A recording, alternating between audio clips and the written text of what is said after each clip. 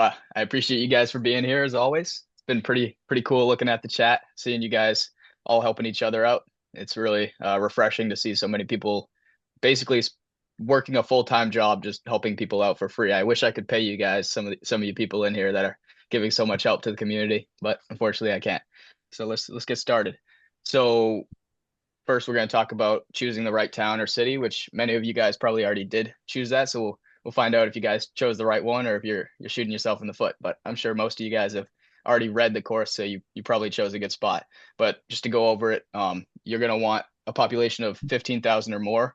Obviously, anything less than that, you're probably going to be reaching under 5,000 houses anyway. So you wouldn't, if you're sending out 5,000 cards, you're probably covering more than the town itself. So that's one thing. And of course, there's not going to be that many businesses that you could choose from if you go for any smaller of a town. And this is a numbers game, which I'm sure many of you guys have already seen in your prospecting. There's a lot of people don't respond and there's a lot of no's. So it's totally a numbers game. Just got to keep putting in the numbers. And if there's not enough numbers there, you don't have enough options. You're not going to be able to sell out the card. So 15,000 or more, that'll leave you at least 5,000 homes in the town. Next thing is you want to shoot for business dense areas. So ideally, if the town has a very specific downtown with tons of businesses, that's great. Especially if you plan on going door to door, then you can easily just park somewhere and just go from one business to the next rather than wasting gas driving from business to business in a more spread out town. And obviously, like I said, it's a numbers game. So more businesses, the better. And I'll show you how to identify that in a little while. If possible, it's ideal if you chose somewhere local to you because one, you could tell those people that you're actually a local in the community, and right away they're automatically their defenses will be down. If you're just somebody from halfway across the country, they're not necessarily going to see you the same as if you're a member of their community. And the second thing is I like to actually if they want to pay with a check, if I'm able to, I like to actually go pick it up in person. That way they can meet me face to face. And if you make that a relationship with them, they're a lot more likely to become a recurring customer in the future. So if you're able to meet as many people as you can face to face, that'll be a benefit and make it easier for you to scale down the line. And then if you can, shoot for a town with a community vibe. So you want to avoid ghost cities. I don't know if you've ever noticed there's certain small to medium sized cities where it's packed during the day and then at night it's a ghost town. Nobody's there. It's basically just for business and then everybody leaves after business hours. I would avoid those areas. I feel like you're not going to get the the right returns, the more a good response rate in those areas. So we're going to do actually a little case study and I'm going to test you guys, see if you can identify what's a good town and what's a bad town. So I'm going to share my screen real quick.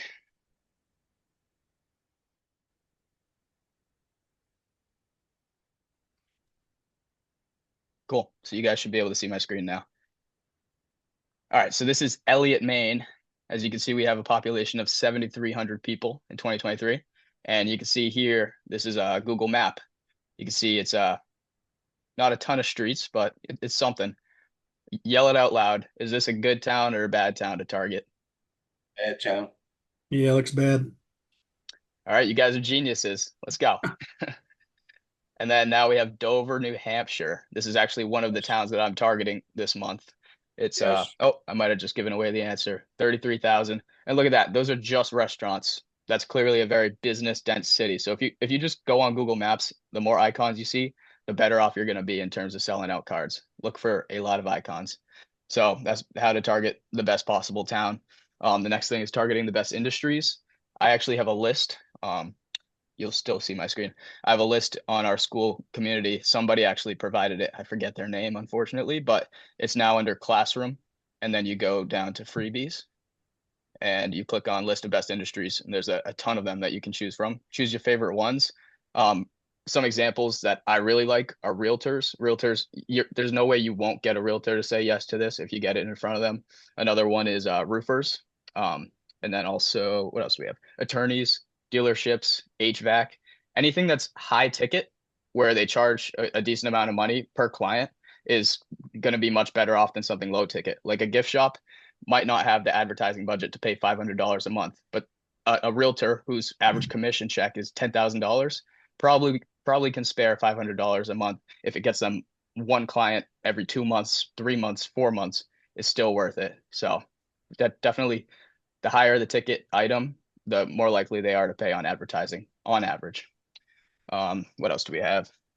Yeah, make sure the businesses you're targeting are business to consumer, so they actually sell to consumers, actual the residents of the town. You don't want to be targeting software companies that are selling to other businesses. That'll be a waste of your time. I feel like that goes without saying. And also find businesses that are already advertising. So take out your newspaper that you get in the mail and look at all the businesses that are already paying for advertising there. They're paying for basically exactly what we're doing, but a worse version of it. So as soon as you get this in front of them, they'll have some thinking to do. But yeah, billboards as well, bus stops, people advertise at bus stops. All of those people will be perfect targets for you. Sorry, I thought I muted. Sorry. You're fine. You're fine, Mitchell. Um, and then, so yeah, getting organized. This is going to be the biggest the time suck out of this entire business is actually collecting leads. And you want to make sure you're organized from the start so that you can waste as little time as possible. So, let's see what do we have. Okay, so yeah, so the first thing you're going to want to do is set up a Google Sheet. So in the classroom, also under freebies, I have a Google Sheet template for a contact sheet. All you have to do is click on that and then just click the template link, and you'll be able to download and use the template that I personally use to keep track of all of my leads. I'm actually just starting to use a CRM, which I'm going to show you guys later. But for now, all you have to do is start with Google Sheets, and it's pretty simple: name, industry, website, phone, email, and Facebook and Instagram if you prefer to collect that. But yeah, I recommend collecting as much as you can. That way you have options. If you're going to pay somebody down the road to do the cold calling for you, at least you have the phone number there. Even if you're not going to do it yourself, at least you're thinking in advance, because while you're on the website, you might as well collect that. So usually in order to the fastest way to collect, I'll just show you the way that I collect emails and contact info. So basically what I'm going to do is I'm going to look up roofer, Dover, New Hampshire. So I look up the industry in the specific town, and then I go to Google Businesses. I click on more businesses right away. And then I'm literally just going to go down the list. So first thing, you just go for the ones that have websites, because if they don't have a website, they're probably not going to pay $500 for advertising anyway. They haven't even put up a website yet. So I would just go for the websites. Don't worry about the people. Don't search them on Facebook. I recommend going website to website. And you don't want to squeeze juice out of a dry lemon. You're not going to be able to find an email when an email is not there. And an email is going to be in one of four places here. Okay. It's either going to be right in their header, which as we can see here, it's not, or it'll be on their contact page, which they don't even have up here, or it'll be in their footer down here. So header, footer, or their contact page, which you'll also find in the footer. Or the fourth one, which I look for right away, is their Facebook, which is where you can find everything. But I always go for the website first, because if they don't have a website, they're probably not going to pay for advertising. So as you can see here, now we have their Facebook link. We can copy it, paste it right into our spreadsheet. We have their email, phone number, everything right there. And we didn't have to look through their entire website. So the first thing you should look for is that Facebook icon. If you find that, you won. And sometimes they won't have their email on their Facebook. And that's when you can quickly just look at their contact page. But one of those four places is going to be. And if you don't see it in those places, don't keep browsing the website. You're just going to be wasting your time. Maybe you'll find an email in a random place after like 5 minutes, but you would have found a dozen more emails in that time. You're better off just, making your time much more efficient. So that's really the quickest way that I've found to collect leads. Another option is you can purchase leads, and there are certain companies they'll sell you leads, but a lot of times those can be really poor lists because they were created like 20 years ago, and a lot of those businesses don't exist anymore. And what can happen is when you send an email to 100 of those leads, like 20% of them will bounce. And that's really bad, because if Google sees that 20% of your emails are bouncing and going through to a fake email, they're probably going to mark you as spam, because they know you're just spamming emails to every single email you find. So you really want to keep your bounce rate low. So you want to either manually collect it or hire a VA to collect it. Or I also am now offering a service where I'll collect it myself, because I don't like to sleep. So I'll build you basically a list from scratch, just the way that I showed you. I can do like 75 to 100 leads an hour. I like to do one a day. So if you guys are interested in me building a list for you, I guarantee at least 300 leads with emails that I collected manually. So it's not crappy data, it's real time data Of course, some are still going to bounce because some people still have emails on their website that don't exist anymore, but it's going to be much higher quality data than what you can purchase ahead of time, basically. So I'll put that in the chat. All right. So that's if you guys are interested in that. No pressure. And I recommend honestly trying it yourself and see how fast you can get at it. Perfect. All right. So the last thing is if you guys want to just skip the Google Sheets thing altogether, you can go right to CRM, which is a customer relationship management tool. And basically it allows you to put all your leads right into a pipeline. So this is called Go High Level. It's the one that I'm currently importing all my leads into. And it's a pretty complicated one, but if you just focus on the core concepts of it, it's actually pretty useful. So you can actually just download whatever. I'm gonna post a really in-depth tutorial of this once I'm more familiar with it. But you're able to easily import your contacts that you already had on your Google Sheet right into here.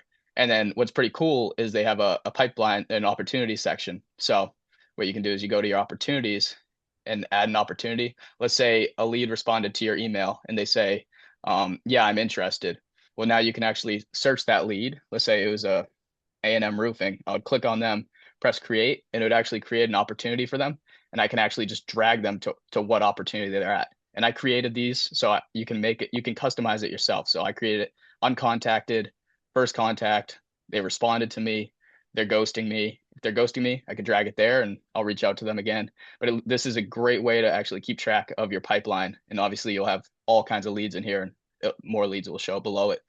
Another great thing is you can actually message your contacts directly from here. So this lead, for example, if I want to message them, let me see if I can find it because I'm still pretty new to this.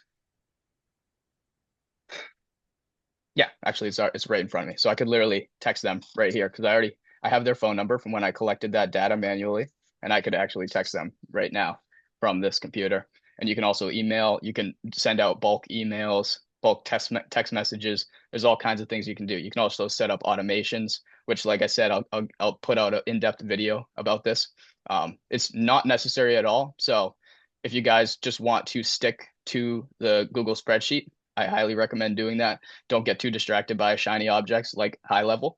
But if you guys do want to get more organized from the start, I would just honestly go with the CRM right away. As long as it's not going to distract you, just stick to the core things, which is organizing your pipelines. And I also have an affiliate link, which I'm going to paste in the chat as well. But seriously, don't use Go High Level if it's going to distract you from doing the actual action that it takes to sell cards, which is not automations.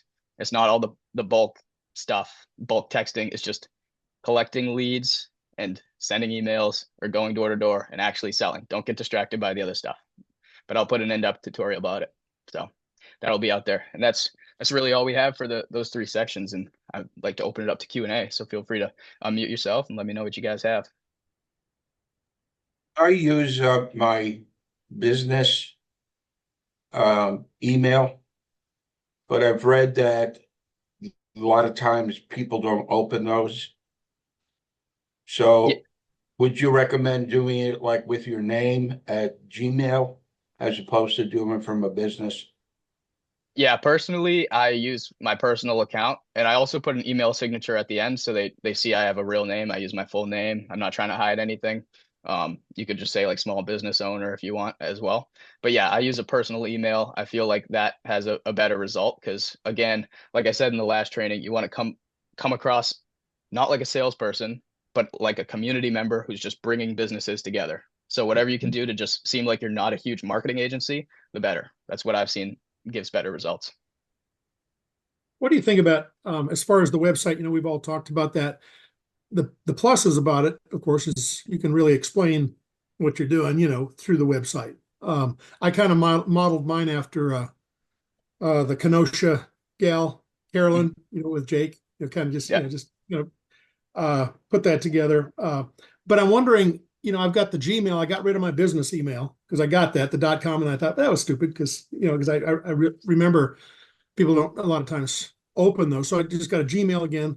But at the bottom of the emails, like when I'm first reaching out, I'm now hesitant to put the website on there too. You know, should I even put a website on there until maybe a follow-up, or You know what I mean? Because I don't want that to Yeah. get, it's like, okay, business sales guy. So Yeah. what are your thoughts with that? Honestly, I think you answered your question. I feel like the website can still be useful to sell it, but not on the first email. The first email Yeah. should say really simple and get them to buy in first. You got to get them Yeah. to say, yes, I'm interested in learning more because already Yeah. they're more emotionally attached. As long as you can get them to make one response, and then you can maybe add the website at the bottom of your second email. That would be a That's powerful what I'm thing. thinking. And Square is what I've been using for years, but figuring out they got a contract, place you can put on there and all that. And I was just at the end of that, you've got a choice, and Stripe probably does too, to actually take them right to your website, Yeah. after a purchase, just automatically. That may be a good place just to introduce it after the sale, too, maybe. I don't know. Yeah. Uh, For some brand awareness for sure. Yeah. yeah. Actually, you use, you're using your CRM, but something like, just not Google, but, I'm trying to think, MailChimp or something like that, where you can basically just press a button and send them all out at one time. Is Yeah. that what you do now? MailChimp is another option for that, but high level for me, I've decided that it's the best option just because it has that pipelines feature where when somebody like is at a certain stage in your sales process, you can just click and drag them to that stage, so you know exactly where everybody's at. Where I don't think MailChimp has that feature. It's really just a bulk email, whereas the high level has the bulk email. It also has the sales pipeline, so you can actually remember who's paid, who hasn't paid yet, but agreed to actually join, but they just haven't paid yet. There's a lot of intricacies and it just really Gotcha. organizes things. Yeah.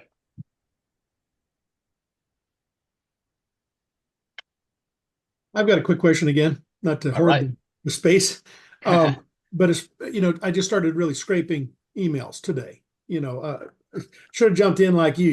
I found this opportunity about 3 months ago and been Mhm. dinking around. But um, but collecting these emails. So when you find them online, are you copying and pasting them? Just really quick with that. Yeah. Uh, So do you have a MacBook or do you have like a PC? PC. And PC? I'm not an expert with I get into the spreadsheets and I'm always, dragging, opening, I need to take a tutorial on that or something, but, Yeah. so, that's where I'm at right now is trying to figure out, the best way to just, drag and drop that, I Yeah. guess Yeah. quickly. So if you're able to, I think probably on a PC, you have to actually double click and then click copy. I don't know if you can do Command C, but Command C works Probably, on yeah, Mac. I think I If can, Oh, then yeah, think definitely so.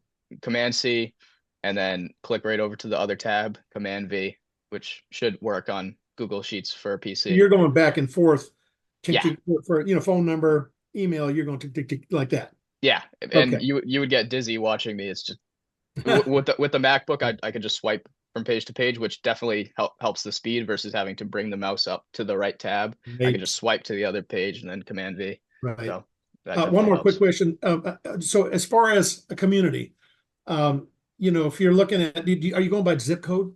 Then is that the best so that because of course, if we just go out and just kind of, okay, they're halfway across the town, right? I mean, let's say you got 150,000, population or something.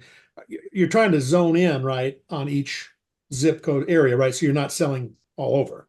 Yeah, I forgot to get into that. So if you're looking at a huge city like Boston, like a huge metro where there's like 500,000 people, you definitely don't want to just say it's going to 5,000 people in Boston. That wouldn't really Right. have an impact. So definitely focus on the zip code or the neighborhood if it's a well-recognized neighborhood, because also that'll bring back the community feeling of it, and you want it to feel like it's going out to the community. Community, people love community. So the more you can use the word Yeah, community, for sure. it's going to be successful. So Well, yeah, and definitely I was dial it trying to in. figure out, Jake was showing, sometimes it's good to have an example, right, to the customer to show them, if they ask, where are you at, maybe get a screenshot like a Google Earth or something he was doing. So, but to know where the population is or the best areas of a town, if you don't know it, probably back to the post office, EDDM, or back to that, and Yeah, where you can see what the demographic is and income. Is that the best way to do that?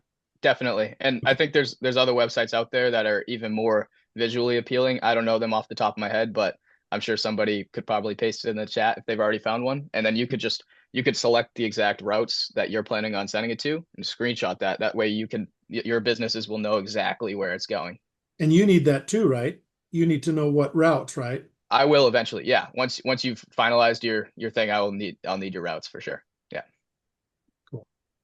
Yep. Thanks for the question. Yeah. Also, Jeremy is asking Mitchell in the chat what his website is. Yeah. Let's see here. It's just Add Share Spotlight is what I went with. That's cool. Add Add Share shares. Spotlight. Yeah, I'll put it in there. How do you pick which routes are best around your zip code? Somebody asked that in the chat. How do you pick which routes are best around your zip code? There's different stats that that EDDM website will show you. It's something like eddm.usps.org or something like that. If you just look up EDDM USPS, you'll find it. It'll show average income level for the routes you select, which is something a lot of people target. So they'll intentionally target average income levels that are above 100,000.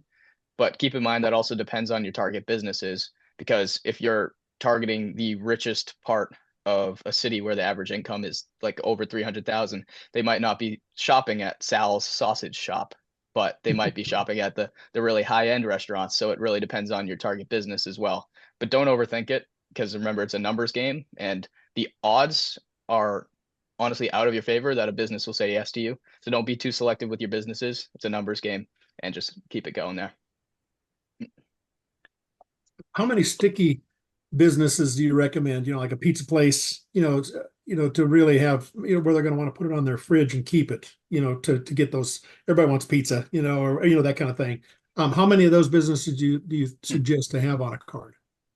That's a good question. I don't have an answer that would be useful. I feel like it, I guess the more the better. Especially, it's more about what they're offering. I mean, if it's just a pizza shop that's just putting their ad out there, it's not very special. But like, you could have a dog toy store that's offering a free bag of dog treats if you buy a dog toy, and that in Yeah. itself could be sticky, and people might eventually go to that dog store. So it's not necessarily about it being restaurants, but really just about what. Wow, you guys are so determined. I love you. You're still here. All right. Sorry, it got cut off because I'm on the free Zoom, so I'm gonna have to invest in a business plan soon, obviously. But let's keep going with the questions if you guys have more. I got a question. If I got about 1 to 2 hours every day to prospect businesses, once I sign up my first one, when should I tell them that the postcard's going to go out? Okay, so you have 1 to 2 hours to prospect, and you're trying to figure out what the timeline should be, like how quickly you can sell out a card. Yeah, basically. Okay. With If you're prospecting for 2 hours a day, I think you can average a sale per day. So it should take Okay. you, on average, you're going to have days where you don't have sales, and you'll have days where you make 2 sales. And of course, there's a lagging response time. So at first, you're not going to get many responses because people take a couple days. But as you Yep. keep the consistency going, people will continue to respond. But I'd say like 2.5 weeks, you could probably have it sold out. But you definitely want to give yourself a little leeway. But you could definitely give yourself probably a 5 week limit to allow for 1 week for printing and fulfillment. So that will give you a full month to actually get it filled up. That should be enough time for sure. But Cool. Yeah. make sure you don't give them an exact date, because there's a chance someone gives you their ad too late or anything like that. You want to be able to be flexible on that. And most people Got won't it. have a problem with that. Yeah, I was thinking of saying 30 to 45 days out, thinking that would give me more than enough time. But Yeah, uh, that's a good idea, to give yourself a very large gap for okay. potential problems. Yeah. Mitchell, have you thought about the new movers program? Not personally. I've just been really focused on the 9x12s. I wanted to get really good at one thing before I focused on anything else. Because I my first month, I realized the 9x12 works perfectly fine, so I had no reason to really focus on anything else. And by 9x12, I just mean the general miscellaneous businesses, 9x12, like we're doing.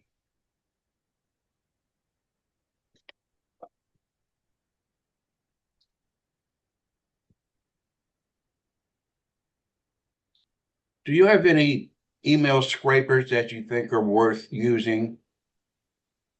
Email scrapers, as in like where you could buy leads online, you're saying? Well, your CRM has a scraper built in. It does? Yeah. Really? I honestly had no idea. That's pretty cool then. Um, do you know how it works? Does it actually go into their website to scrape emails, or you just, Essentially, you can go wherever you would like. It'll direct you to, we go to map. If I would go to maps. yeah, It has a prospecting tool. Yeah, gotcha. prospecting tool. Okay, that's pretty cool. And then you could just prospect to the specific businesses on the maps, basically. Yeah, but what you're Interesting. doing is a lot quicker than actually going through there, at least in Yeah, my opinion, after using it. gotcha, gotcha. Yeah. Well, I guess that's another option for people to explore, but I haven't personally done that. Ed, if you're interested in like a email scraper, a web scraper, or something like that, you can always check out Appify. They I have, was there, yeah, I was there today. yeah, so they have a lot for Instagram, Facebook, Google, Right. anything that you can think of. You can scrape it and get information. Is it complicated? Um, I'm gonna say no. Once you find a video online that kind of walks you through the process, it's not Yeah, I did difficult at that to, all. Yeah. yeah, I did that today, but I'm just wondering if there's somebody up Upstart or someplace in Fiverr. I'm Yeah, sorry, what software were you guys talking about? uh, At the initially, fun. Go ahead, I'm sorry. I'm sorry. Initially, we were talking about Go High Level, which is the software that Mitchell's using for his CRM, and Gotcha, they have a prospecting tool built in. But I also mentioned to Ed about Appify, and they have a lot gotcha. of different tools that you can use, and they're inexpensive. You just have to kind of go on YouTube and find exactly what you're looking for.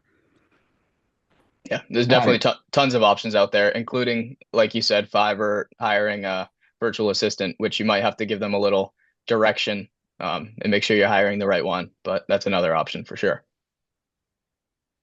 And then Heather asked, is the printing service pay for postage as well, or is that separate?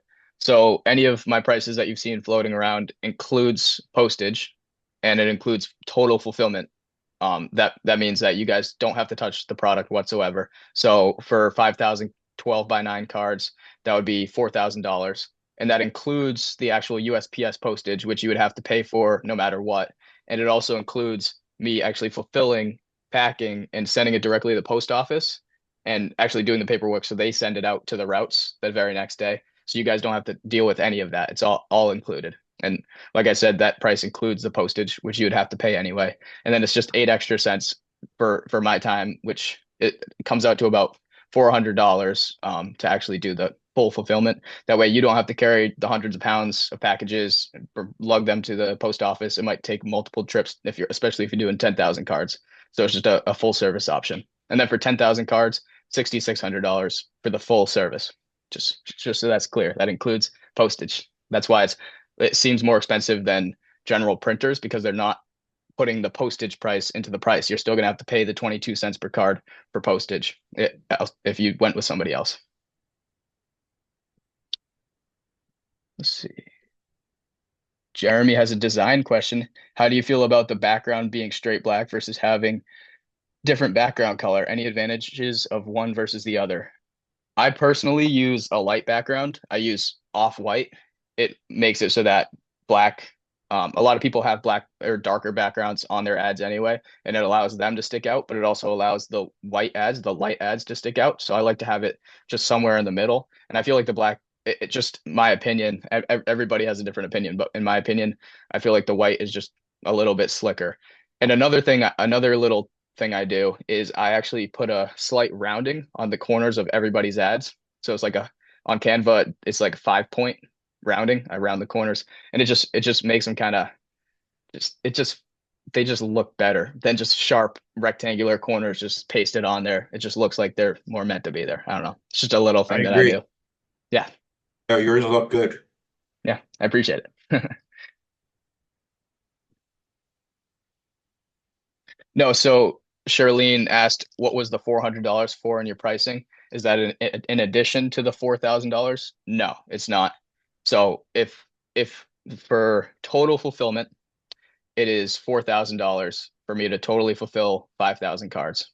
That includes total fulfillment and postage. I was just breaking down the cost because my fulfillment, if you break it down, is $400, which is already pasted into that 4,000. So all that matters is $4,000 to totally fulfill the 5,000 cards.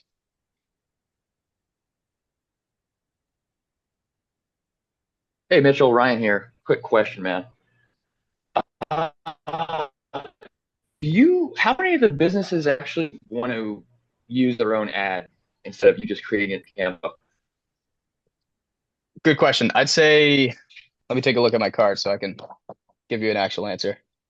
I'd say about 50% use their own ad, and then I design 50. So you could probably expect to have to design half of them. But I mean, that's because I made it very clear to them that I'm willing to design the ad for them because I know I can get it done quickly. But if you don't make it, if you just kind of throw it in there, like I'm also willing to design the ad, then they might not be as likely to ask you to design the ad. But I make it really clear to them, like I'll totally take care of it. It's really up to you. But even then, it's Okay, still only like sweet. 50% of them.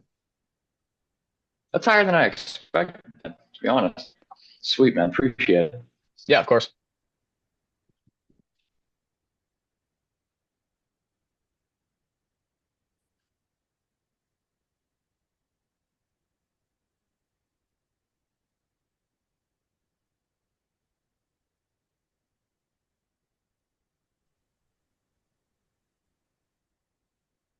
Hey, Mitchell, Vlad here. Hey, how's it going? Good, good. First Good. of all, thank you for what you're doing. It's awesome. As far as the post office drop-off locations, does it have to be one? Um, so you're asking if it's multiple like different zip codes that you're targeting? Yeah, yeah, because there's two towns right next to each other that I'm kind of looking at right now. No, it could definitely be two separate zip codes Okay. And so, under one order. Yeah. oh, okay, cool, cool. Thank you. Yep, no problem.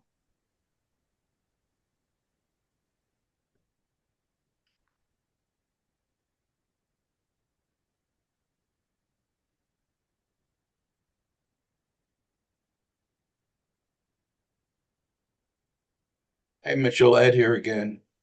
I've got two communities that are right next to each other with different zip codes. Yeah. And I'm thinking that maybe since some of them sit on the border, should I should I just go, you have a choice of going into this or that or both and do them at the same time? Or wait a couple of months and then start the second one?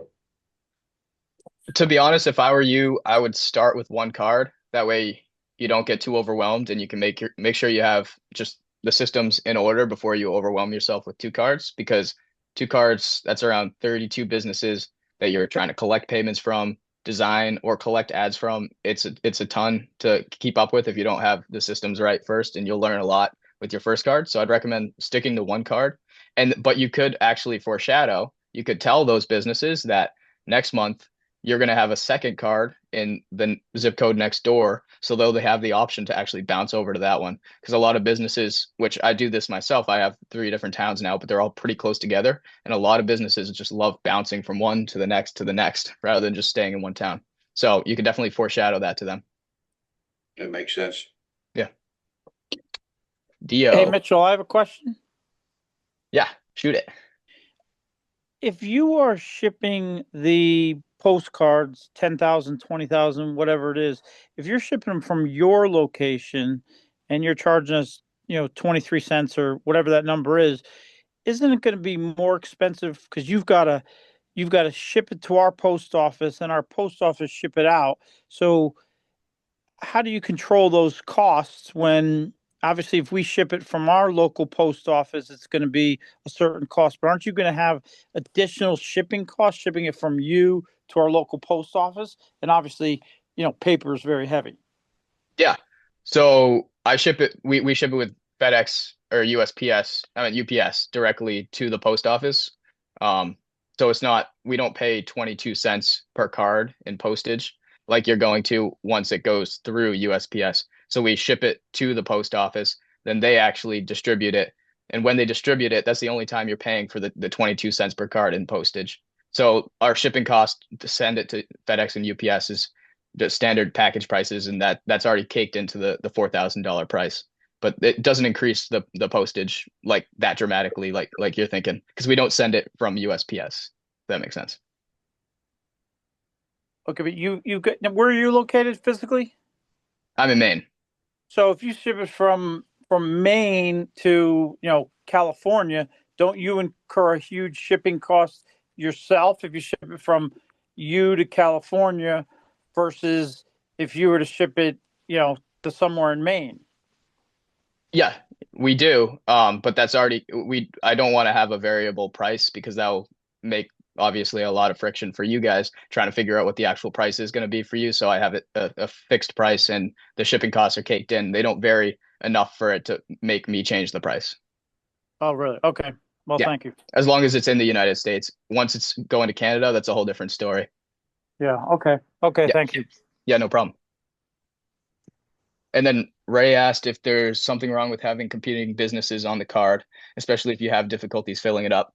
So for you, if you didn't have to do this, of course, it's great and it's easier to sell out a card. But if you think about it in terms of the value for the business, it's going to be a lot more appealing to businesses if they're the only, for example, an attorney. If they're the only attorney on the card, if there's a second attorney, they don't get that exclusivity. And that's one of the main benefits of this versus the newspaper, for example, because the newspaper, they'll just load up with ads of everybody. But the thing that makes us different is not only that they get front page, but also they are exclusive. They're the only one. And there's plenty of industries. Like I said, we have the list on our classroom freebies, tons of industries that you can choose from. So it shouldn't be a problem getting it filled up with all different industries. Although I have had multiple people in specific industries that don't necessarily have the same clientele that I've personally asked the businesses if they're okay both being on it. For example, I had a personal trainer, Jim, whose main clientele was like 70 years and older, and then I had a CrossFit on the same card, and they were totally fine being on the same card because they have very different clients anyway, very different target audience. And then we have Dio has his hand raised or their hand Hey, raised. yeah, Hey, what's up? I wanted to ask when we're working with a client, like with one client for a slot, and we're offering to do multiple areas, do we charge per area or do we only charge them for one area and then we could just offer the other areas? Do we offer the other areas free? Sorry, I'm not totally understanding. Are you saying So like, like, yeah. Do you mind explaining in a different way? yeah, I was saying, so like, let's say we're doing three different cities, right? For one client. Do we charge them per city or do we only charge them for like the one city we initially offered? And then if we offer to do other cities, those cities will just come with the service. I would charge per city. So if you have three different separate cards going on, you're saying, and Yeah. I would, yeah, definitely. What I do is I do offer discount. So if they're gonna pay, so I charge $500 for a normal slot Uh-huh. on one card, and then I charge $900 for a double slot on one card. So if they're gonna buy one slot on one card and one slot on another card, it's just like they're buying a double slot. So I give them that $100 discount to encourage them to pay for more spaces, but give them a little bit of a discount. But Got it. definitely don't give away those spaces for free. Yeah, understood. Got Yeah. it.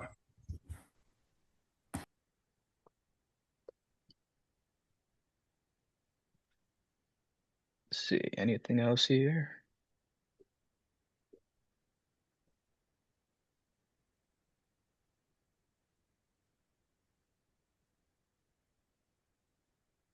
Ed, you got a question? Yeah, Mitchell, I've been doing direct mail for many years, and I used to own a company that you're probably familiar with, the envelope, and the exclusivity what is what's sold. And a little different back then because we didn't have Facebook. We had to go door to door. I might have another question here, and I just thought brain just died. Oh, anchors. I said, when we used to sell the envelope, one of the most important thing was an anchor, and an anchor was the sticky. And there was times when I would almost give away a McDonald's. Because if they saw the McDonald's on the cover, they opened it because they wanted food. And so one of the first things I'm going to do is find a very large advertiser like a car dealership, and also pizza and a good restaurant. But there's plenty of gyms out there that rely on new people all the time. But I really appreciate what you're doing. Of course, I appreciate all of you guys. Literally, this would be nothing without you guys. So, I mean, all I did was, put together the group, but you guys are the ones interacting in it every day and learning and sharing your wins. So it's all about you guys and what you guys are creating. I've been looking at this for a little too long, and now I've decided to pull the trigger. I love it. So, thanks to everybody that's on board. Yeah, and the anchor thing is smart. And I've heard there are some people that will give away their anchor for free just to get one client on the board, and that's something you could do. Feels good, and you're still going to make a ton of profit, a ton of profit if you're just giving away one ad, and it could make selling the rest of the ads a little bit easier. Anyone got some more? Alrighty. Well, I appreciate you guys being here on this double session now. This, at least the first recording, I'll probably put both of these just so they're there. They'll be on the respective chapter, which is the Getting Prepped chapter in our course. I'll put the video. It'll be up probably by tomorrow. And yeah, so you can rewatch it or share it, and make sure you share in the group how fun this was so that more people come next time. Thank you, guys. Thank you.